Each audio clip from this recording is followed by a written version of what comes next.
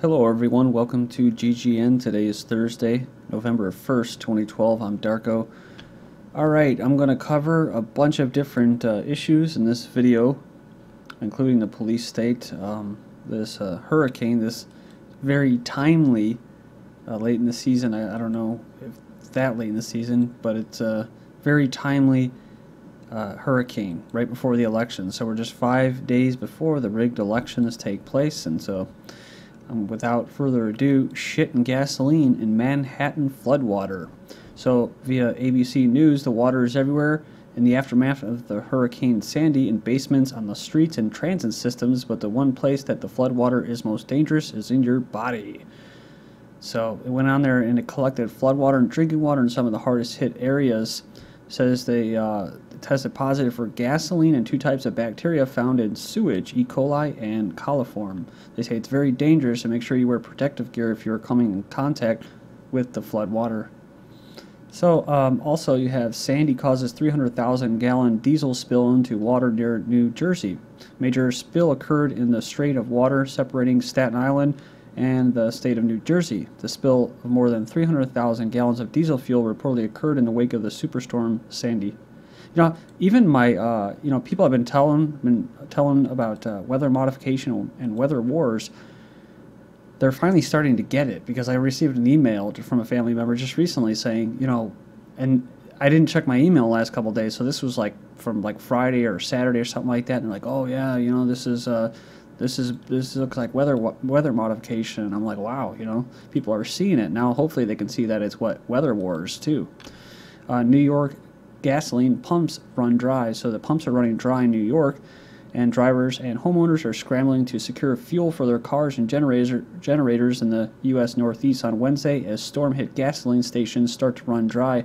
More than half of the gasoline stations in New York City area and New Jersey were shut because of depleted fuel supplies and power outages, frustrating attempts to restore normal life. This life that we're living is a completely engineered, manufactured life, and to me it's not natural at all. It's very artificial. It's an organized chaos. It's a circus, and a lot of people, it drives them insane. So if we do get away from this normal life, like I said, we have an opportunity to really become free here. But of course, the hardest thing you're going to have to face is people trying to point guns at you, telling you you need to form a government. Reports of long lines, dark stations, and empty tanks circulated across the region. Some stations owners were unable to pump the fuel due to a lack of power, while others quickly ran their tanks dry because of increased demand and logistical problems in delivering fresh supplies. So, yeah, that's the thing. People tend to blame when things when the grid and this artificial system breaks down temporarily or permanently or for a sustained period of time. People tend to think that that's anarchy, and that's a result of people not being governed and controlled, right? Because people are mentally, psychologically engineered as well. So they're just gonna panic, and they're gonna act like what most slaves do. They're gonna start snapping at each other because they feel powerless. State troopers deployed as tensions boil at gas stations in Sandy's wake. State troopers have been deployed at all gas stations along the New Jersey Turnpike and Garden State Parkway, where dwindling gasoline supplies are causing frayed nerves as the region endures its third full day with massive power outages. I believe there's been at least 70 to 75 people that have died so far. It says police reported breaking up angry confrontations at gas stations. Said in Brooklyn, tempers flared outside a Getty station where drivers get out of their cars exchanging angry words. So you've seen this before in all the sci-fi movies. That's why the elites are preparing you for this in the media and in movies. It's all about it. I don't go to the video store often, but like I said, I mentioned before, when I was in there, it was all about vampires and zombies and end of times type scenarios like Hunger Games and stuff like that. So they're definitely preparing us for something. And, the best example, of course, is Jericho, that show. Pentagon airlifts power teams, trucks to New York.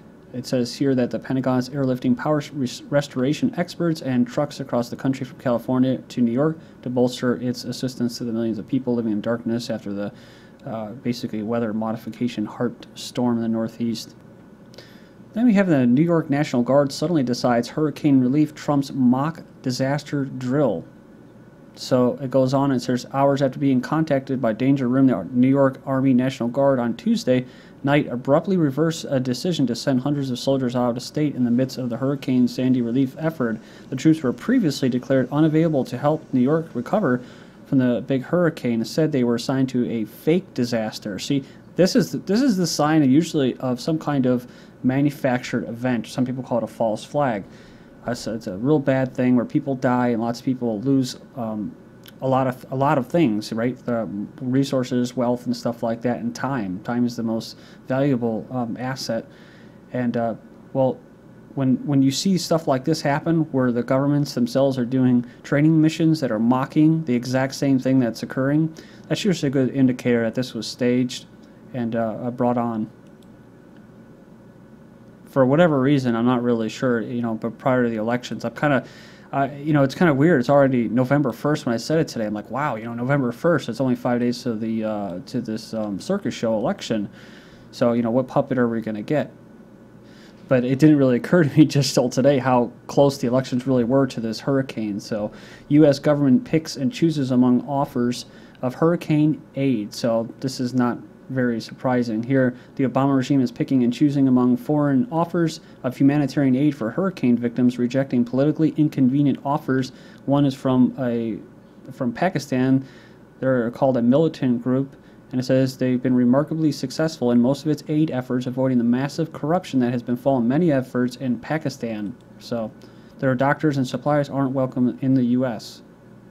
Also, the Iranian Red Crescent has offered to deploy rescue teams and aid workers immediately if they are allowed, looking to reciprocate after a 2003 U.S. deployment after an earthquake hit Iran. So it says here the U.S. officials haven't commented, but it seems unlikely to accept the offer when so much political effort is being exerted days before the U.S. elections on convincing the public of the value of attacking Iran. See, they don't like that. Iran actually sent to Somalia when they were going through that devastating drought and stuff like that. It was about within the past year, they had sent like over 25 shipments. I noticed on Yahoo they're starting to scam people, They get you tugging your emotional cords there, and I saw it was like, what, $250,000, almost $500,000 raised by the American Red Cross. And that's, like I said before, it goes down a black hole. And some of the pictures that I saw, like as I mentioned about Australia, was a good example about how people were helping each other. It was the government that was just really not doing anything. And because when it comes down to it, they really don't have the resources. They'll even admit that too. See, that's the irony of all those taxes and stuff like that. You're paying all these taxes and people feel patriotic about doing it. And then when it comes down to when they need some kind of help from it, they're not there. So then it makes you wonder, you have to ask the question, why are they there? Why do they exist then?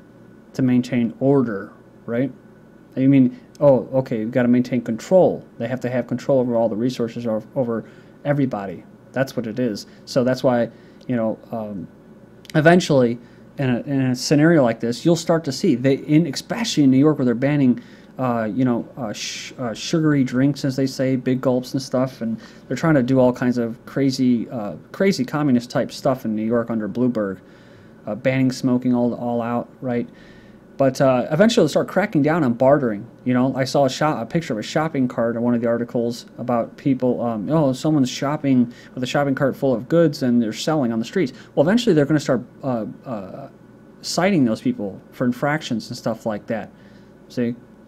So this is Exasperation builds on day 3 in the storm-stricken. So kind of reiterating what we just said, frustration in some cases mounted 3 days after the Frankenstorm. Traffic backed up for miles at the bridge and large crowds waited impatiently for buses into Manhattan. Tempers flared in gas lines. So this could be another thing, like I don't know what all the reasons for, but it can definitely be a psyop. It could be a weather war. It could be an attack by another country. Such as Russia or China. They have these weapons available to them. Without electricity, New Yorkers on food stamps can't pay for food, so this is pretty much a given, right? Can't pay for food stamps. So next up, we have extreme global weather. The unprecedented is the new normal. So just like the show, what is it, the new normal or something like that, basically pushing the LGBT. And just totally, like I said, it's an upgrade of the social engineering of society and breaking it and ripping it apart. And now this is the new normal, this global warming. I just broke through all this. So check out my videos from yesterday on DDARCO 2012, DDARCO 2013, or GGNonline.com, and you can check out what I'm saying, that the poles are adding up with ice, and we're probably heading into an ice age here. But they're gonna put this crap out there for you to believe that you did it. Well, man did cause it. They probably engineered the entire storm. We need to wake up on global warming. This is Business Week's cover that makes the case bluntly. So again, this is another reason. There's always multiple reasons for why the elites, the globalists, do things like this. There's so many reasons: a carbon tax, everything, the elections, a psyop to test and gauge what the public will do. Like I said, people act as if they're civil. And they'll smile, and they go and they check out in the checkout lines at the store, and they go to their games, and they smash each other's heads in and say, rah, rah, rah, I gotta hate our enemy and kill them. As soon as the grid and the plug to the grid gets pulled, they become very uncivil, right? They're no longer smiling. They're stabbing you in the back. So that's why I said, in those type of scenarios, a lot of times you just want to stay away from people. You need to go to the woods, or you need to go somewhere, even if you got to, part of my plan is I'm not going to do roads. I'm going to be traveling down ditches. I'm going to have, I'm going to have my waders, my backpack and that, and I'm going to be going down these little dikes in these rural areas. That's how I'm going to be traveling, because I'm not going to be visible above ground in that. And stay away from people, because a lot of times they'll just cause trouble, and big groups. So could Hurricanes Sandy delay the election? Who knows, right? Does it really matter? Like I said, it's just Pepsi and Coke, whatever. It's the same thing. October surprise. It's like, come on, man. I guess that was our October surprise, the hurricane. But they don't need to do that unless nobody shows up to vote. But there will always be people to vote, right? Even if they have 2 people to vote, they'll call that a democracy and say, oh, so here's your new winner. Sandy helps push gasoline prices lower. How? I don't know. I don't understand how they're doing this, but I think it has to do with the election. It's like I said, I covered an article. Most American voters have the attention span of a 8-week or 18-week-year-old puppy. So a little puppy, that's the memory span. So they see gas prices like this, they're like, oh, great, man. And then all of a sudden they think, oh, it's not so bad under Obama, It wasn't like a Bush with the Iraq War, and then they'll reelect them. But I don't know the rationale behind low gas prices. I saw them happening before the storm, actually. And I was wondering, I'm like, oh, okay, this is for the elections. And then this happened, and they're blaming it on the storm. Usually when refineries go down from hurricanes, it usually increases the demand. And because the supply is usually lower. So, it's pretty basic, right? But not with oil and gasoline. That's why diesel is like 80 cents, almost $1 more than gasoline. And it's not even as refined. It takes less infrastructure and resources to do. So, big scam for truckers. It says here, Bloomberg endorses Obama and cites hurricane. So, mayor says president will lead on climate change as well. So, wow, maybe this is one of their things about climate change. So, he's praising Obama for taking major steps, such as reducing carbon consumption. So, they're turning into climate change thing. There you go. Most of Congress coming back despite low approval. So, even though the people don't approve of these people, they're still going to re-elect them. So there you go. And that's part of the mind control. They feel compelled that they have to participate in the system. They have to keep doing it. They have to vote. Otherwise, they don't have a right to say anything. But see, they're going to vote these douchebags back in. They're going to lie to them, and they're never going to fulfill their promises. And they're going to tell people like us that don't vote, you don't have a right. I'm like, well, like George Carlin. Well, I didn't vote. I didn't vote for them, so I have every damn right to complain. Man arrested for threatening to shoot Romney. So here we go again. A 19-year-old black man threatening to shoot Obama during a presidential campaign to Ohio. Just one of the recent wave of violent threats against Romney. So it says it's been downplayed by the media. Actually, think it's been kind of hyped, this whole race war. Even on InfoWars, they're pushing, there's going to be a race war if Obama loses. If Romney wins, you're going to lose your job. Shots fired at the Obama campaign field office in Denver from last month. So that as well. Then you have Richard Belzer saying if Romney wins a very slim margin, there's going to be, America will explode. So there you go. Then you got this. This is a nice thing to push a race riot, kind of like the whole Trayvon psyop. Majority harbor prejudice against blacks. So see, America is still a bunch of white racists. See, I like that, don't you? Voter turnout in presidential election to be low. Interesting, they attribute it to the hurricane. So I guess they just want you to know you live in a dictatorship. You don't really have a choice. So this is GGN. Thank you.